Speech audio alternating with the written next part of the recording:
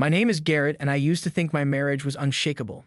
I've always been the steady, predictable type, the kind of guy who pays bills on time, goes to the same job every day, and trusts completely when he says, I do. In my wildest nightmares, I never imagined I'd discover that my wife, Aurora, had been living a double life of casual affairs. Now, looking back, I can't help but replay every sign I ignored, every suspicious detail I brushed off.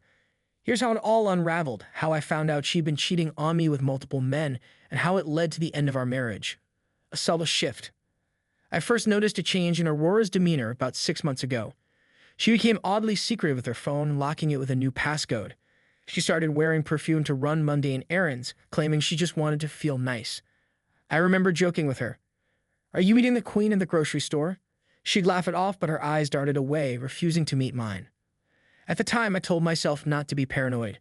We'd been married for 7 years, and if there was one person I thought I could trust implicitly, it was Aurora. She was lively, energetic, always the social butterfly at parties. If she wanted more personal space or privacy with her phone, that was her right. But in the back of my mind, a nagging doubt began to form. Maybe she just needed a break from our routine. Maybe she was going through a rough patch at work. I never guessed how deep the betrayal went. The first suspicion. One Saturday afternoon, I was cleaning up in the study. Aurora had gone out saying she needed some me time, which wasn't unusual. She often liked to take drives up the coast or explore new cafes with friends. While reorganizing shelves, I found this small notebook tucked behind our old tax files. The front cover was nondescript, just plain black, and it had a folded piece of paper tucked inside. Curiosity got the better of me. I opened the notebook, expecting maybe old budget notes or random scribbles. Instead, my eyes fell upon a list of names. Some I recognized, coworkers, old acquaintances, others I didn't. Next to each name was a date and a short note. Words like good night, too clingy, fun fling, and quick getaway popped up in the margins. It read like a bizarre checklist, almost as if these were encounters. My stomach churned. I tried to decipher it in denial. Maybe these were potential interviewees for her marketing job. Maybe she was brainstorming character names for a novel, but the references were too personal. My heart pounded and my hands turned clammy as realization formed. Without meaning to, I had stumbled upon something that suggested Aurora had more than a wandering eye. She had been physically involved with multiple men, taking notes as if this was normal. The confrontation that didn't happen. When Aurora got home that evening, I was a mess of nerves. She strolled in with a takeout bag, all smiles. Hey, I brought us Thai food, she said. Thought we could watch that new rom-com tonight. I glanced at her, my heart hammering. Part of me wanted to shove the notebook in her face and demand an explanation, but I froze. What if I was misreading everything? The last thing I wanted was to accuse my wife based on ambiguous scribbles in a random notebook. Sure, I managed, trying to keep my voice even. We ate dinner quietly, the tension from my side thick in the air. She seemed more relaxed than ever, even humming to herself as she poured drinks. Meanwhile, I could hardly taste the curry, each mouthful turning to chalk in my mouth.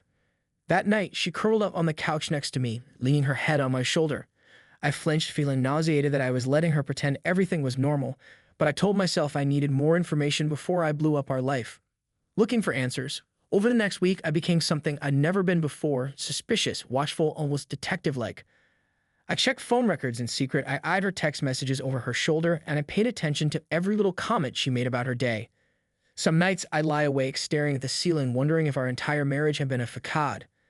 Aurora carried on as though everything was perfect, but I noticed she'd occasionally disappear for hours, claiming she was meeting an old friend or picking up a new hobby. One night, I managed to sneak a peek at her phone while she was in the shower. My palms were sweaty as I tapped in random passcodes. After 3 failed attempts, I put the phone down, panicked that I'd trigger a lockout or, worse, a confrontation. My heart pounded so loudly that by the time I left the bathroom, my head was spinning. The breakthrough came a few weeks later. Aurora was at a spa resort for the weekend, so she said. I was tidying up the living room when her laptop dinged with a new email. It was open on the coffee table. She rarely used it for personal stuff, but curiosity sparked again. The email was from a name I didn't recognize, the subject line. Loved last night, can't wait for next time. A chill ran through me, my entire body tense as I clicked on it. The email described in explicit detail how the man had enjoyed their time together, praising Aurora's spontaneity and hoping to see her again soon. My throat closed up, reading words no husband should ever have to see about his wife. I scrolled further down, finding a chain of emails with different senders, some with suggestive subject lines, others referencing the getaways they'd planned. One man wrote, "So you're done with me now that you found someone else? Not cool." Another exclaimed, "Miss you, babe. Let's do that hotel thing again. The timestamp spanned months, maybe even a year. I felt everything inside me break. This wasn't a single affair. She was sleeping around with multiple partners. Anytime she needed a break from marriage, as one message described it. My hands shook so violently I could hardly close the laptop. I sat on the couch, numb tears stinging my eyes at the blatant betrayal. The confrontation? Aurora returned on Sunday evening, breezing into the house with a carefree air. I stood in the hallway, arms crossed, a laptop sitting on a side table. She noticed my posture immediately. "Garrett, what's wrong?" She set down her weekend bag, her smile faltering. I nodded toward the laptop. "I saw your emails." My voice sounded strangely calm, like it belonged to someone else. Her face went pale. "What emails?" she asked, her tone too forced, too high. I barked a hollow laugh. "Don't act like you don't know. Emails from men you've been sleeping with, scheduling your little rendezvous, or the ones complaining that you replaced them with someone else." She swallowed hard, eyes wide. "Garrett, it's not what you think." I cut her off, rage boiling over. "Then what is it, Aurora? You're hooking up with random guys behind my back for months, maybe years. The hell are you going to call that? A hobby?" My voice cracked on the last word, revealing the hurt behind my anger. She flinched but tried to maintain composure. I just needed a release. Our marriage felt stifling. It's nothing emotional. I swear. It's just a way to blow off steam. I shook my head in disbelief. "So you betray me over and over with multiple men because you feel stifled. And you think that's okay?" She clenched her jaw. "I never said it was okay. It was just my escape." Tears welled up in her eyes, but I couldn't tell if they were from regret or fear of being caught. The fight. We spent the next hour hurling accusations and confessions back and forth. It was a shouting match that seemed to reverberate through the entire house. She claimed she didn't love them, that these flings meant nothing more than physical gratification. I demanded to know how many there had been, though the answer would probably break me further. At one point, I was so furious I nearly threw a vase across the room, but I stopped myself, chest heaving. She cried and tried to reach for my arm, but I recoiled. "Don't touch me," I snarled. "You have no idea how betrayed I feel right now." She sobbed, sinking onto the couch. "Garrett, I'm sorry. I was selfish, I know. But maybe if you paid more attention to me." I lost it. "Don't you dare pin this on me," I roared, voice echoing. "I was there for you. I trusted you. You could talk to me if you were unhappy. You never said a thing." She buried her face in her hands, shoulders shaking with sobs. I stood there, tears burning my own eyes, unsure if I felt more anger or despair. The aftermath. That night, we slept in separate rooms. Well, I say slept, but neither of us got much rest. I stared at the ceiling, replaying every loving memory we'd shared, our wedding day, our honeymoon in Hawaii, the spontaneous road trips, and realized they were all tainted. She'd never been the person I thought she was. Or maybe she was, and I just never knew this side of her. The next morning, I called in sick to work, my mind unable to handle normal responsibilities. Aurora knocked on the guest room door, voice hesitant. "Garrett, can we talk?" I let her in but remained sitting on the edge of the bed, arms folded. She perched on a chair near the dresser, eyes red from crying. "I know you probably hate me now," she began. I didn't respond. She took a trembling breath. "I'm prepared to do counseling, therapy, anything to fix this." I snorted, my voice bitter. "How do you fix multiple affairs with men you basically keep on rotation for your escape? That's not a slip-up, Aurora. That's a pattern." Her tears spilled again. I never thought it would go on this long.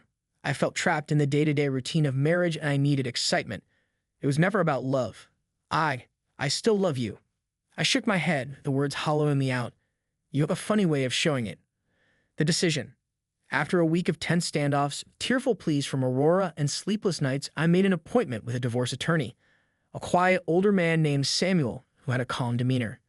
I sat in his office explaining the situation in halting sentences. He asked if I had any evidence, text messages, emails, anything that could back up a claim of infidelity if we needed it.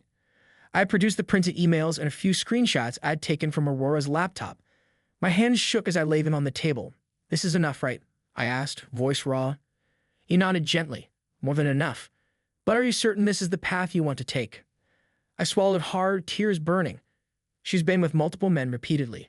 I don't see a future after this."